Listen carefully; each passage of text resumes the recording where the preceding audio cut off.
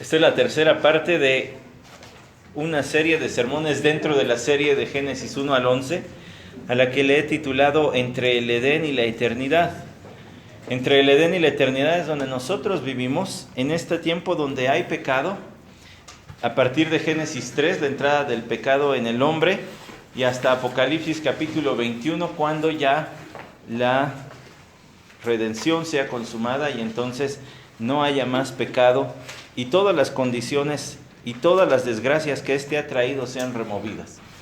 Pero no será hasta entonces, y por lo tanto nosotros necesitamos saber cómo debemos comportarnos y vivir, aún en un mundo que porta las consecuencias del pecado.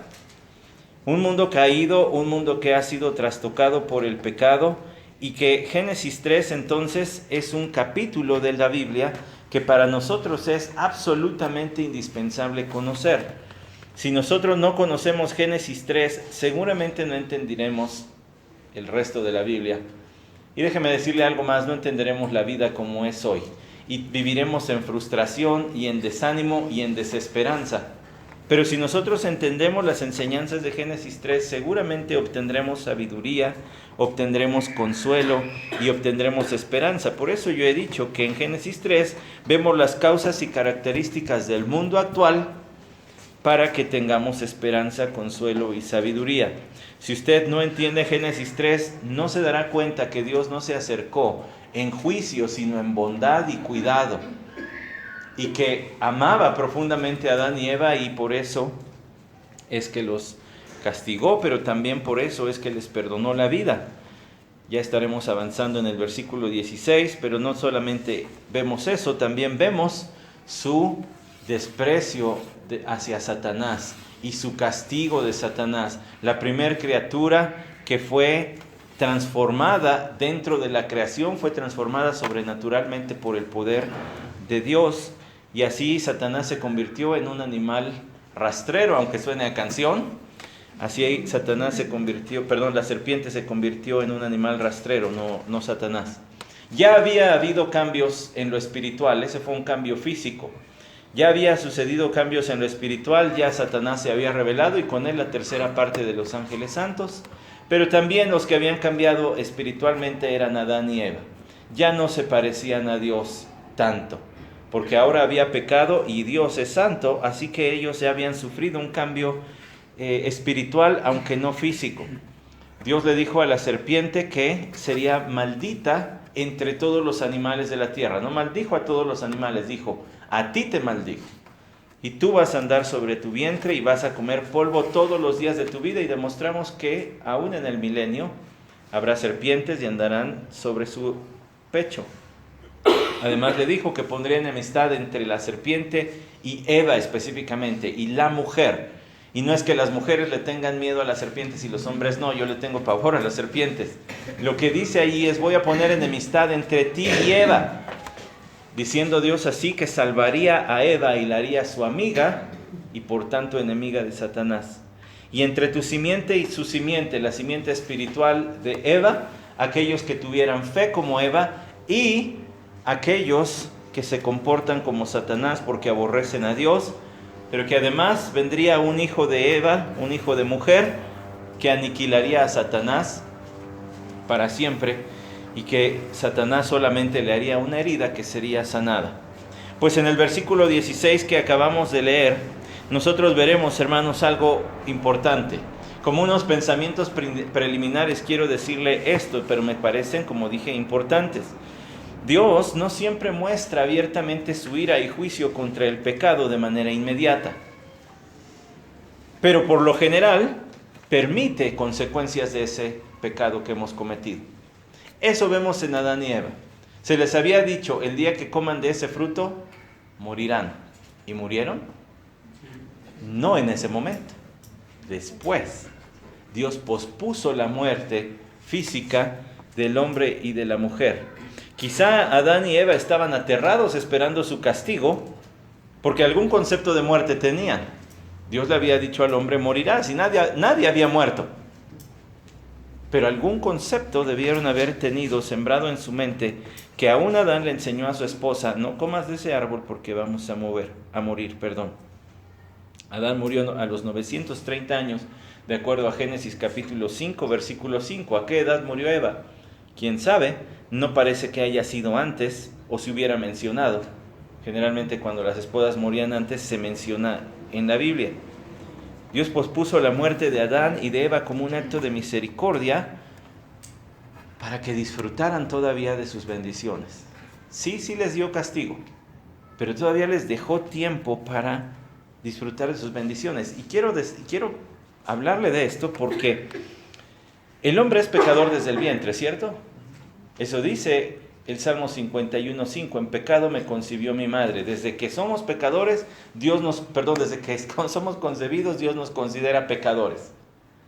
Entonces, no nos hacemos pecadores cuando en algún día cometimos nuestro primer pecado, sino que eso fue la manifestación de lo que ya éramos. Somos pecadores desde el vientre, porque además el Salmo 58:3 dice que los impíos lo son desde el vientre de sus madres. Entonces Dios considera al hombre pecador desde la concepción.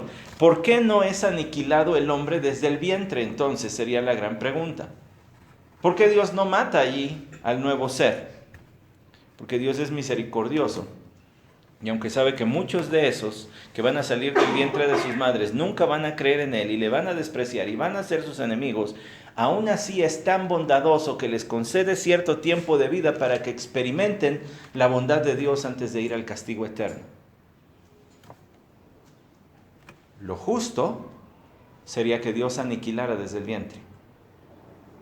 Pero es tan bondadoso que aunque sabe que va a recibir desprecio, los deja salir del vientre, crecer, convertirse en niños, jóvenes, adultos, ancianos tal vez, y aún así durante todo su tiempo de vida disfrutar de innumerables bendiciones que la gracia común y la misericordia del Señor permiten al hombre.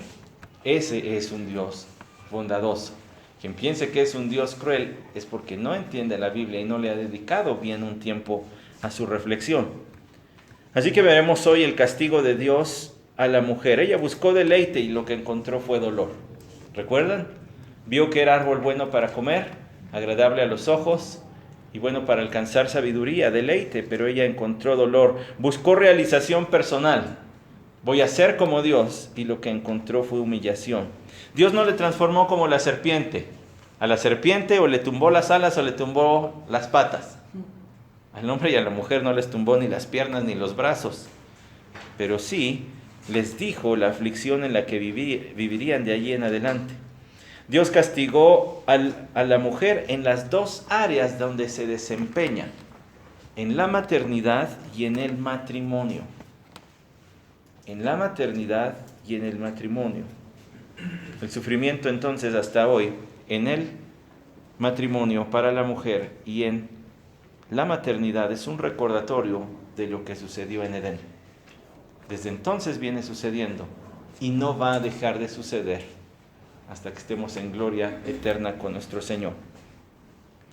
Así que les recuerdo, estamos en Génesis 3 viendo las causas y las características del mundo actual para que tengamos esperanza, consuelo y sabiduría. Sí, todo lo que es el mundo actual está envuelto allí, en Génesis 3. Empecemos primero por lo que dice la palabra del Señor en el versículo 16 de Génesis 3, la primera parte. En gran manera multiplicaré tu dolor en el parto, con dolor darás a luz los hijos. Yo sé que ahorita tengo todavía toda su atención, no está cansada su mente de irme siguiendo por 50, 40 minutos, así que qué bueno, porque le quiero empezar por lo siguiente. Tengo un caso de estudio para la traducción de Génesis 3:16. Génesis 3:16 parece como desde el versículo 14 y hasta el versículo 19 ser poesía. Parece que todo lo que Dios dijo al hombre, a la mujer y a la serpiente lo hizo de forma poética. Lo expliqué la semana pasada, para que de esa manera fuera algo sencillo de recordar para la posteridad. No solo para ellos tres, sino para la posteridad. Como es fácil para nosotros recordar una canción. Quiere aprenderse un versículo de la Biblia y no se le pega, póngale musiquita, póngale aunque sea la de ping-pong. Y va a ver que se le pega, porque es más fácil recordar con música. Si yo le digo cuántas canciones se sabe, a lo mejor ahorita no sabe la cuenta, pero si nos ponemos a cantar van a salir un montón que no sabemos usted y yo. Bueno, himnos para que no se escandalice. Va a saber muchos. Dios lo compuso en poesía. Y nosotros vemos aquí las características incluso, aunque aquí todavía no es pueblo hebreo, los hebreos no se han formado, Abraham no ha sido llamado, eso está en el capítulo 12 de Génesis. Pero ya vemos características de poesía como la que de los hebreos. ¿Por qué? Porque los hebreos no se basaba su poesía en la rima, sino en las ideas. Entonces daban una idea inicial y la segunda ampliaba, contrastaba, complementaba la primera idea. Dios le dijo a la mujer en el versículo 16, en gran manera multiplicaré tu dolor en el parto, con dolor darás a luz los hijos. ¿Qué cree? Hay allí algunas distinciones que deberíamos hacer. Por ejemplo, la primera vez que se menciona la palabra dolor es una palabra en el idioma hebreo diferente a la segunda palabra dolor. Cuando dice dolor en el parto y dolor darás a luz, esas son palabras diferentes en el hebreo, en el castellano son las mismas. La primera vez quiere decir sufrimiento y la segunda vez quiere decir específicamente dolor o aflicción, algo que es difícil de sobrellevar. Entonces yo le quiero hacer ver lo siguiente, que aún en el idioma hebreo, si usted lo puede checar después, y esto es muy fácil en una Biblia, ¿cómo se dice? Interlinear. En una Biblia interlinear lo puede ver muy fácil, no necesita meterse 6 años al seminario. Usted podrá ver que dice, tu dolor y tus partos. Voy a multiplicar en gran manera tu dolor y tus partos. En gran manera voy a multiplicar tus dolores y tus partos. Ah, ya suena diferente. Y hay algo más. Cuando dice, en gran manera multiplicaré, en el idioma hebreo es una repetición de énfasis, que se podría traducir de manera literal. Causaré que sean multiplicados tus sufrimientos y tus partos. Y yo sé que para el castellano eso no tiene sentido. Y por eso se traduce como multiplicaré. Sin embargo, y esto ya me lo encontré en el seminario, un estudiante me preguntó, entonces eso quiere decir que Eva ya había tenido hijos, pero ahora los que iba a tener iban a ser con más dolores. Le voy a decir por qué no tenía hijos. Porque si hubiera tenido hijos, ellos no hubieran sido contaminados con el pecado de Adán y de Eva, y hubieran vivido vidas santas y por lo tanto hubieran sido eternos, inmortales, quiero decir. Entonces aquí no tenían hijos. Entonces multiplicar es una palabra que no nos ayuda mucho. Quizá poner. Y pondré grandes sufrimientos. Y vas a tener muchos partos. Y con dolor profundo e intenso vas a dar a luz tus hijos. Lo que quiero que veas es que la primera vez no está hablando del dolor del parto. Está hablando de sufrimientos. Es más, esa palabra sufrimientos aparece también en el versículo 17. Cuando habla de Adán, dice, con trabajo comerás de ella. Es la misma palabra, con dolor, con aflicción, con sufrimientos. Más bien pareciera que Dios en el versículo 16 le está diciendo a la mujer, te voy a dar muchos dolores, sufrimientos, te voy a permitir muchos dolores y sufrimientos a causa de ser madre. No específicamente en el momento del parto, porque eso está en la segunda frase, sino que en la primera le está diciendo, muchos sufrimientos van a venir por tu maternidad. El Salmo 16:4 traduce esa misma palabra en la Biblia de las Américas como aflicción. Te van a venir, voy a multiplicar, aunque ya expliqué por qué no es lo mejor multiplicar, te van a venir muchas aflicciones y muchos partos. Vas a sufrir mucho por la experiencia de la maternidad. Más bien, la primera frase se está refiriendo a que Dios iba a permitir mucho sufrimiento causado por los hijos en Eva.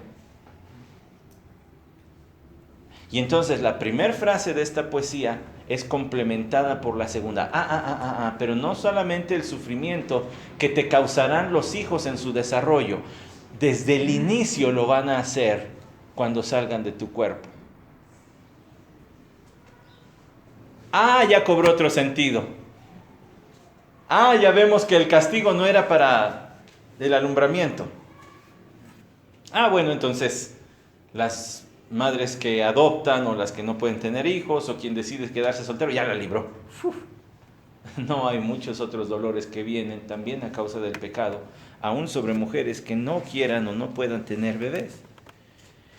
Dios le estaba diciendo a Eva que vendrían muchos sufrimientos a su vida por causa de las enfermedades. ¿Ha visto a las madres preocupadas cuando sus hijos se enferman? Y aquí hay varias madres que luego me hicieron así como... Y abuelitas además, que también sufren por los nietos. ¿Ha visto cómo sufren las madres por la rebeldía de los hijos? Esos pucheros que hacen de bebés y empiezan a jalar el pelo y le dan la cachetada. Porque hay niños que lo hacen así. Y ahí están aguantando. Si cualquier otro les diera una cachetada, un hijo de una amiga o de la prima, ahí está tu hijo. Pero es mi hijo y se aguantan que les den el jalón de cabellos. ¿Ha visto cómo sufren el desprecio de los hijos jóvenes? Ay, mamá ya ni sabe. Ella no entiende estas cosas. ¿O cómo se burlan porque no saben utilizar el teléfono celular tan bien como ellos? ¿O ha visto cómo sufren por el hijo adolescente que es bien travieso en la secundaria y a cada rato la mandan llamar? Y son sufrimientos que están sobre ellas y les duele, porque quieren lo mejor. Bueno, eso está en Génesis 3, capítulo 3, versículo 16. Voy a multiplicar tus sufrimientos. No, Dios no es responsable del pecado de los hijos, pero sí lo permite. Una consecuencia, Eva, de lo que hiciste es que ahora tus hijos ya no van a ser solo motivo de gozo, también van a ser motivo de mucho sufrimiento. Y cualquier madre aquí y cualquier madre en el mundo podría dar testimonio de que los hijos son motivos de gozo, de muchos gozos, pero también son motivos de muchos sufrimientos. Dios lo dijo, ¿no? ¿No explica eso nuestro mundo? Yo creo que Saddam Hussein tenía a mamá, pero le salió mal hijo. ¿Se ha puesto a pensar en las preocupaciones? Bueno, yo sé que es pecado, ¿verdad? No estoy alabando las preocupaciones, estoy diciendo es pecado, pero es difícil para una madre luchar con el pecado de la preocupación porque está preocupada por la seguridad de sus hijos. Ya lo dejé en el kinder, no vaya a ser que un niño travieso me lo empuje del escalón. No vaya a ser que un mal empleado allí, de esos que les andan sacando fotos a los niños, se preocupan por la salud. Ay, es que allí en la primaria hay una niñita que se ve que no está muy aseadita y no vaya a ser que me la... Se preocupan por su futuro. Pues es que yo lo veo medio flojo. No le echa ganas a la escuela y cada día la vida está más difícil. Y siempre hay aflicción sobre las mamás. Sí, y les voy a decir algo. ¿El hijo perfecto quién es? No se cuelguen el título, hermanos, ese solo hay uno. Es nuestro Señor Jesucristo, ¿no? Sin pecado, pues qué problemas podría dar. Y sin embargo, Él fue aflicción para María. Lucas 2, 34 al 35 dice: Simeón los bendijo y dijo a su madre María: He aquí este niño ha sido puesto para la caída y el levantamiento de muchos en Israel y para hacer señal de contradicción. Y una espada traspasará aún tu propia alma a fin de que sean revelados los pensamientos de muchos corazones. ¿O no tenía alma María cuando vio colgada a su hijo en la cruz? Y tan cerquita estaba que el Señor pudo decir: Madre, aquí está tu hijo. Juan el apóstol: Hijo, aquí está tu madre. O sea, no estaba allá a 1 kilómetro viendo de lejos, estaba ahí como cualquier madre estaría cuando ve sufrir a su hijo. Lo más cerquita que pueda, y si puedo lo bajo de la cruz. El hijo perfecto fue causa de dolor para su madre. Aún el hijo perfecto fue causa de dolor para su madre. Y es que hay un vínculo desconocido para los varones que se forma entre los hijos y las mamás. Ellas son su primer casa. El primer lugar donde vive todo hijo es el vientre de su madre. Ellas conocen mejor que nadie lo que se siente el inicio de sus vidas, las pataditas, los movimientos. Yo no sé cómo, pero luego dicen, es que tiene hipo. No sé si eso se sienta como mi gastritis o cómo lo distinguirán, pero ellas saben. Hay un vínculo que los varones nunca entenderemos, tan profundo que los varones desconoceremos para siempre, pero ellas sí lo saben. Pues sí, es lógico que Dios permitiera esto.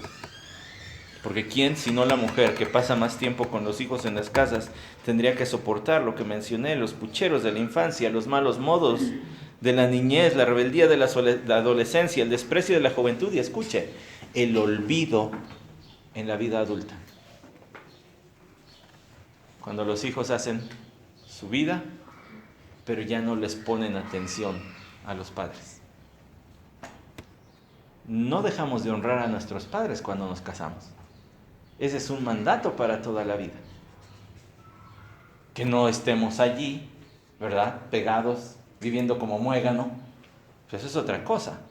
Pero una cosa muy diferente también sería olvidarnos como algunos hijos que ni les llaman, ni los visitan, ni están al pendiente, ni les ayudan, sino que ya se descuidaron y se desatendieron de ellos. Y las madres tienen que sufrir eso. Todo esto, hermanos, es un recordatorio diario en la vida de la mujer de lo que Dios dijo en el Edén. Cuando usted va en el metro y ve a un niño haciéndole berrinche a su madre, tiene su explicación y su origen en Edén. Cuando usted ve vándalos haciendo saqueos en nuestra ciudad y en otras ciudades del país, ahí ve qué pensarán sus madres cuando los vean en la cárcel por eso. Todo eso tiene origen en Edén. Esto debe traer consuelo a las hermanas.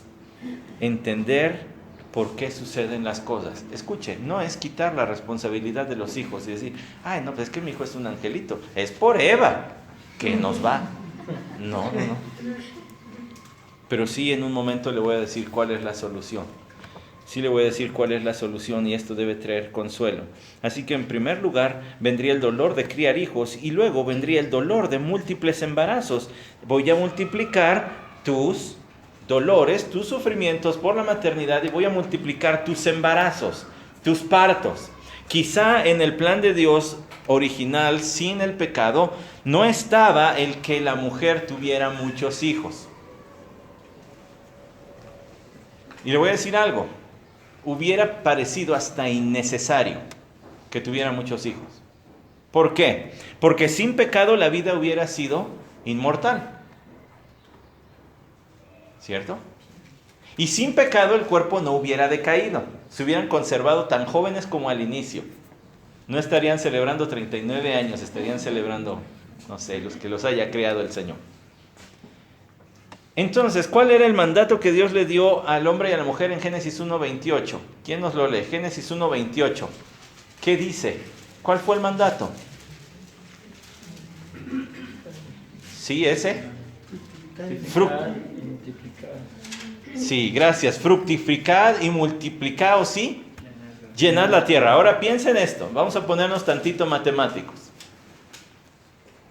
En un mundo donde las personas no mueren, de una pareja, con que salgan 2, al ratito ya van a ser, ¿cuántos? 4. Y luego cuando esos se vuelvan a multiplicar, al ratito ya van a ser 8. Y si esos se vuelvan a multiplicar, van a ser 6. ¿Va viendo que van creciendo exponencialmente? No van creciendo de a 1, sino se van multiplicando. Y ya llegamos a 8. Y de esos 8 al ratito van a ser 16. Y de esos van a ser 32, 64. En un ratito ya son un montón. Y como nadie muere, Adán y Eva están allí. Llenar la tierra no hubiera sido un trabajo tan difícil ni tan grande. Y aunque nosotros vivimos en una ciudad altamente poblada, el hombre no ha llenado la tierra como 6,000 años después de la creación de este mundo. ¿Por qué? Por la muerte, por el pecado. Si no hubiera habido pecado, no habría habido muerte. Eso dice Romanos 5:12.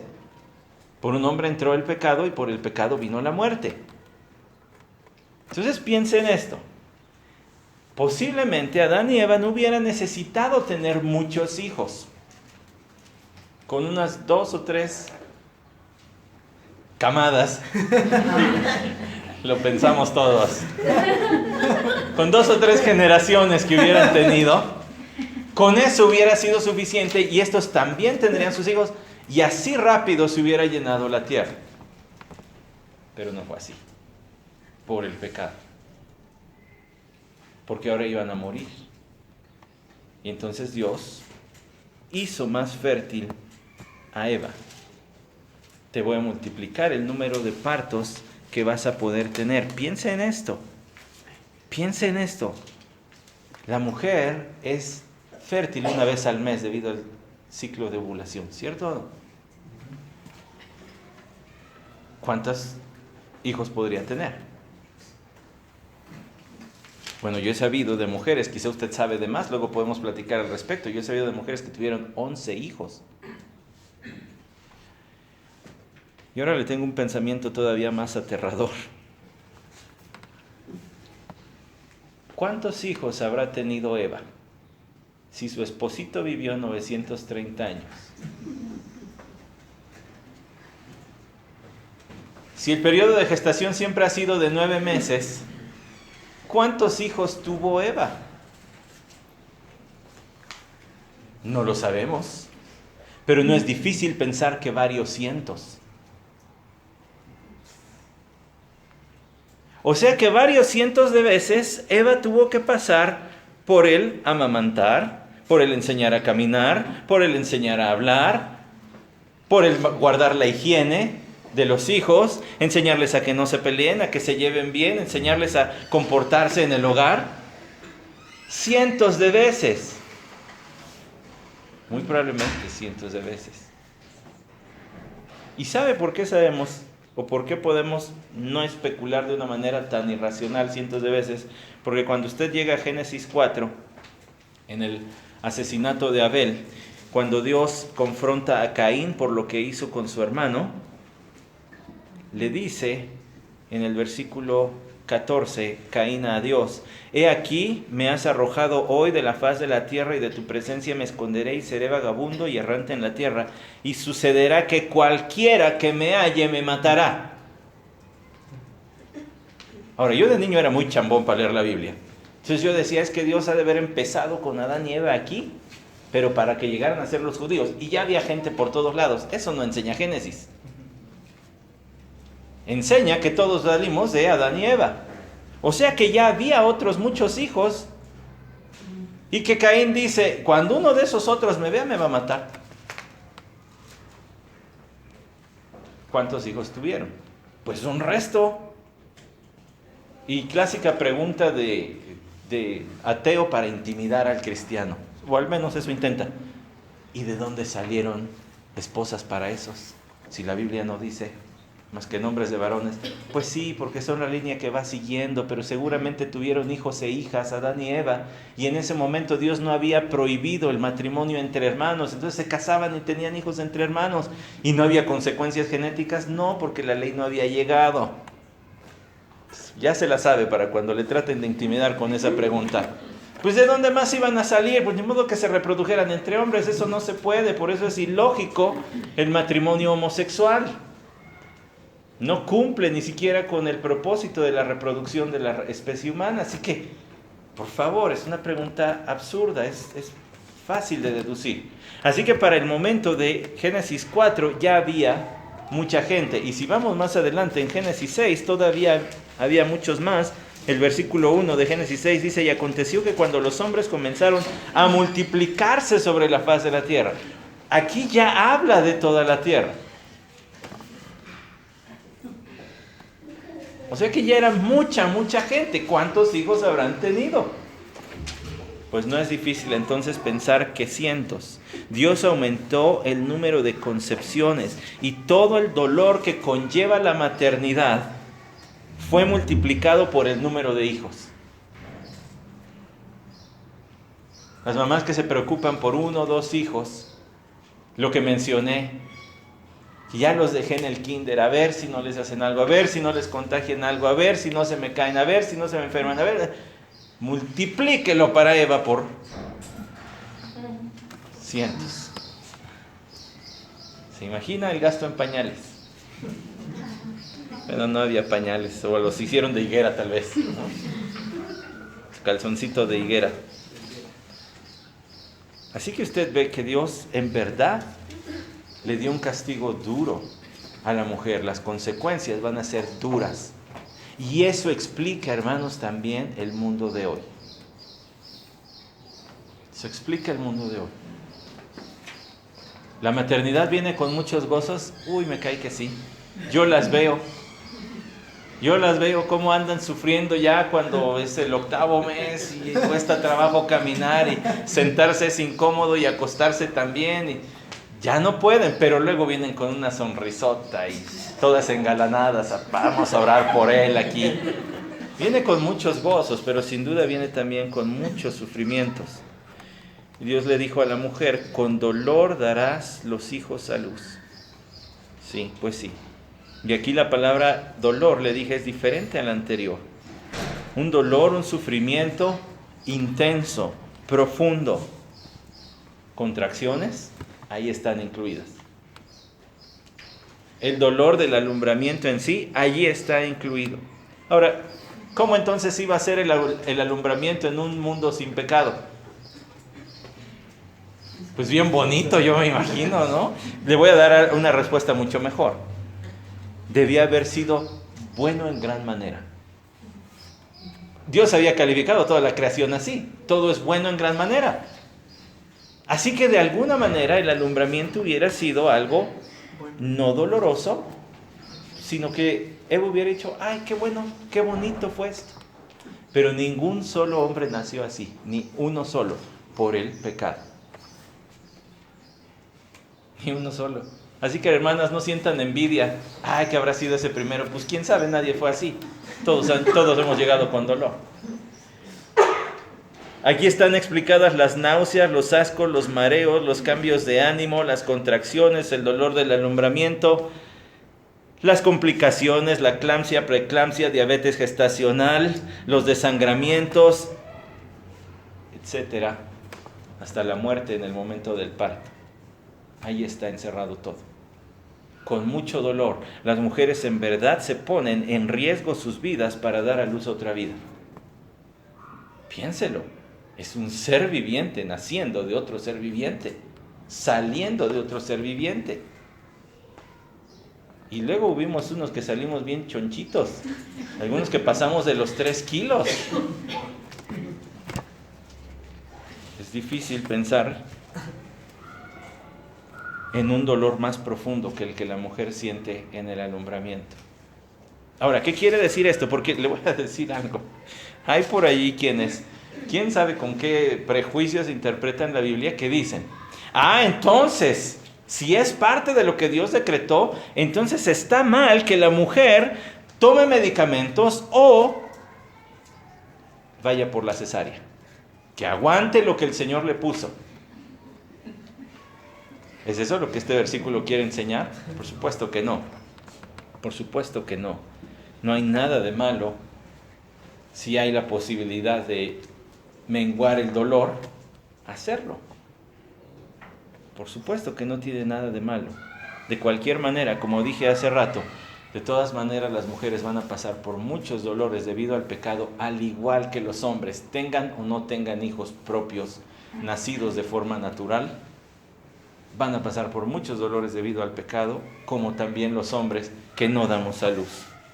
De este dolor habló el Señor en Juan capítulo 16, versículo 21. Dice, cuando la mujer está para dar a luz, tiene aflicción porque ha llegado su hora, pero cuando da a luz al niño, ya no se acuerda de la angustia por la alegría de que un niño haya nacido en el mundo.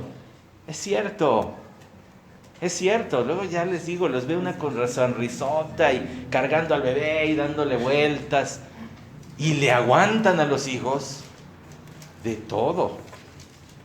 Nuestras madres aguantan tantas cosas cuando estamos descarriados. Desprecios, groserías, mentiras. Fue lo que Dios dijo iba a suceder. Incluso Se habla de manera similar del propio Mesías, nuestro Señor Jesucristo, en Isaías 53, versículos 10 al 11. Dios quiso quebrantarle sometiéndole a padecimiento cuando Él se entrega a sí mismo como ofrenda de expiación. Escuche, verá su descendencia. Hijos espirituales del Mesías. Voy a brincar 3 frases y dice, Él lo verá y quedará satisfecho. Como una madre que da a luz y luego está bien contenta con su niño, con su bebé, y hasta agarra la cara del adolescente, está bien guapote, mi hijo. Aunque no lo esté, pero así le dice toda mamá a su hijo. El Mesías queda satisfecho cuando ve a los suyos la obra de salvación realizada en ellos. Ellos son su descendencia. Ahora, pues qué feo sermón, ¿no? Qué feo sermón, porque no nos dice que está re duro esto de la maternidad. Y que no hay nada para menguar el dolor, si hay cosas para menguar los ascos y todo eso durante el embarazo. No hay nada que mengue el dolor de un hijo rebelde, de un hijo descarriado, de un adulto que desprecia. Sí. Y hasta aquí vamos a llegar hoy, porque no nos va a dar tiempo de ir a la siguiente parte, pero es el Evangelio de nuestro Señor Jesucristo. 1 Timoteo capítulo 2, versículos 8 al 15. 1 Timoteo capítulo 2, versículos 8 al 15. Allí está la solución para la aflicción de la maternidad. Por consiguiente, quiero que en todo lugar los hombres oren levantando manos santas, sin ira ni discusiones. Asimismo, que las mujeres se vistan con ropa decorosa, con pudor y modestia, no con peinado ostentoso, no con oro o perlas o vestidos costosos, sino con buenas obras, como corresponde a las mujeres que profesan la piedad. Que la mujer aprenda calladamente, con toda obediencia. Yo no permito que la mujer enseñe ni que ejerza autoridad sobre el hombre, sino que permanezca callada. La pregunta es ¿por qué? Porque Adán fue creado primero, después Eva. Y Adán no fue engañado, sino que la mujer, siendo engañada completamente, cayó en transgresión, pero se salvará engendrando hijos y permanece en fe, amor y santidad con modestia. Lo que Pablo está enseñando aquí son instrucciones para el culto cristiano y dice, hermanos, yo no permito que la mujer enseñe. ¿Quiere decir eso que la mujer no puede enseñar en ningún área de la iglesia? No. En el idioma original, que es griego allí, ese verbo enseñar es un participio presente, es decir, que enseñe constantemente. Dicho de otra manera, que tenga el oficio de la enseñanza. Pablo no estaba prohibiendo la enseñanza de la mujer, lo que estaba prohibiendo era el pastorado femenil. Pablo estaba diciendo, yo no quiero que haya mujeres pastoras. ¿Por qué? Porque Dios no lo permitió. ¿Por qué? Pues porque así da las razones. Porque Adán fue creado primero y en eso estableció el orden de liderazgo. Ojo, no el patronazgo del hombre. No el que sea el déspota del hogar. Eso vino a causa del pecado. Y Génesis 3:16, la segunda parte, habla de eso. Dios no estableció que el hombre sea un déspota, un tirano del hogar, sino que sea el líder y le dio una ayuda porque su tarea es difícil. Le dio a la mujer. Tampoco la idea de Dios es que la mujer viva dominada, sujeta, aplastada por el hombre, sino que viva como la reina del hogar con uno que sirve para todas sus necesidades. Que el hombre vaya a buscar lo necesario para cubrir todas las necesidades de la mujer. Entonces no es una ayuda en servidumbre, es una ayuda en respuesta amorosa, porque tú, mi esposo, cuidas de mí. Entonces dice aquí, el orden que Dios dio en el hogar tiene que ser reflejado en la iglesia. Además, Adán no fue engañado. ¡Bolas! Eso está peor, ya lo hemos dicho. El problema es que Adán pecó de manera consciente. Él sabía que Satanás estaba mintiendo y aún así, ve el reclamo del Señor en Génesis 3, le dice, por cuanto has escuchado la voz de tu esposa. Es decir, porque te dejaste guiar por tu esposa. Tú debiste ser el protector, tú debiste ser proactivo en este asunto y te convertiste en pasivo. No hiciste nada por defender a tu mujer. Pero tú no fuiste engañado. La labor del hombre es la de ser del protector, y un pastor también protege. Entonces, no, Dios no le encargó esa labor a las mujeres. No le encargó esa labor. Y dice, sino que la mujer, versículo 14 de 1 Timoteo 2, siendo engañada completamente cayó en transgresión. El pecado entró a la humanidad por una mujer. Y eso, aun con la vergüenza que pudiera traer a todas las damas, dice, pero se salvará engendrando hijos. Pero se salvará engendrando hijos. ¿De qué se salvará? ¿De sus pecados? No, porque eso sería salvación por obras. Y la salvación es por la fe en Cristo Jesús. Entonces, ¿de qué se salva? Se salva de los dolores de la maternidad y se salva también de la vergüenza que fue traer el pecado sobre la humanidad. ¿Cómo se salva? Engendrando hijos. ¿De qué forma? Si permanece en fe, amor y santidad con modestia. Es decir, se salvará de la vergüenza de que el pecado haya entrado por una mujer, y se salvará de muchos sufrimientos de la maternidad si engendra hijos, influenciándoles con su fe, con su amor, en santidad y con modestia. El otro día platicaba con mi suegra y le decía, hermana, ¿usted notó la diferencia cuando sus hijos creyeron en el Evangelio de nuestro Señor Jesucristo? Sí. ¿Ni la pensó? Sí. Cambió el hogar. Cuando una mujer enseña a sus hijos a andar en el camino del Señor, sabiendo que la salvación es obra soberana de Dios, la mujer no los va a salvar, pero sí que les guíe cada vez hacia el Evangelio, su hogar será un hogar con menos rebeldías, con menos pucheros, donde se honrará a los padres y no se les despreciará. Y aunque no sean perfectos sus hijos, porque solo ha habido un hijo perfecto y es nuestro Señor Jesucristo, ese hogar va a ser un lugar con menos sufrimientos para la madre que si tiene hijos rebeldes que no anden en el Evangelio. Ese hogar va a ser un hogar menos sufrido para la madre, porque aún ella va a gozar de fe, amor, santidad y modestia en su propia vida. Y eso le va a evitar andar en muchos otros problemas. Eso le va a evitar conflictos, le va a evitar enemistades, discusiones, gritos, malos entendidos, y tampoco va a recibir eso de sus hijos. Así que Dios le dijo a la mujer, voy a multiplicar tus dolores por ser madre, tus sufrimientos, en toda la experiencia de la maternidad. Voy a multiplicar el número de hijos que vas a tener y también el dolor que vas a sufrir al darlos a luz. Pero luego el Evangelio trae el bálsamo que mitigue el dolor, lo que suavice y haga la experiencia de la maternidad mucho más placentera que como el pecado la convirtió. Su ejemplo y enseñanza de las madres puede ser sumamente de influencia muy grande para sus hijos. Alguna vez le preguntaron al predicador Billy Graham que qué tan importante era el papel de las madres, y él dijo, si todas las madres hicieran su trabajo, yo ya no tendría que andar predicando. Si ellas fueran una buena influencia para sus hijos.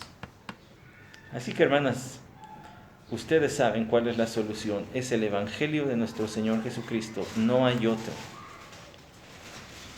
Así que ya le dije a las mujeres en esta mañana, no yo, la palabra de Dios, solo lo expliqué. ¿Por qué sufren en relación con sus hijos? ¿Qué hay que hacer? Pues hay que orar por los hijos. Hay que amarles, hay que enseñarles el camino del Señor. Usted tiene que convertirse en una maestra de Biblia en su hogar. Para eso usted primero tiene que convertirse en un estudiante de la Biblia en su hogar. Eche mano de la transformación que obra el Evangelio en usted y eche mano de la transformación que puede obrar el Evangelio en sus hijos, no importa la edad que tengan, sean infantes, niños o incluso adultos. Que el gozo de la salvación entonces sobrepase los sufrimientos de la maternidad. Hermanos varones, ¿qué tenemos que hacer? Sea comprensivo con su esposa. Usted tal vez no está tanto tiempo con los hijos, pero lo que sucede allí es muy brevemente descrito en lo que yo dije hoy. Y es todavía más intenso y todavía más frecuente. Así que no solamente ore por su esposa, sea tierno, comprensivo, entiéndala, escúchela. Y sí, sáquela de la casa a divertirse un ratito, porque allí se la pasa todo el día cuidando a los hijos, atendiéndolos. Hermanos, entonces los varones deberíamos no solo orar por nuestras esposas, sino cuidarlas, entenderlas y quizá hasta ofrecernos para que algún matrimonio un día nos deje a sus hijos y se vayan a pasear ellos solitos. Quizá eso deberíamos hacer y ayudarles a salir adelante así. Usted sabe que no es fácil, pero no nos imaginamos lo que las madres pasan y que está descrito en Génesis 3:16, primera parte, y la siguiente parte de Génesis 3 la vamos a tener que dejar para el otro domingo. Y allí veremos la relación, entonces, ya no madre e hijos, sino esposa con esposo. Vamos a orar. Padre, ayúdanos a honrarte con lo que hemos visto hoy. Que sea pan para nuestra hambre, pero semilla en nuestras manos para predicar tu Evangelio, el Evangelio de este Dios Salvador al que amamos y del que tenemos el privilegio de ser llamados hijos. Lo rogamos en nombre de tu Hijo Jesús, el Hijo perfecto. Amén.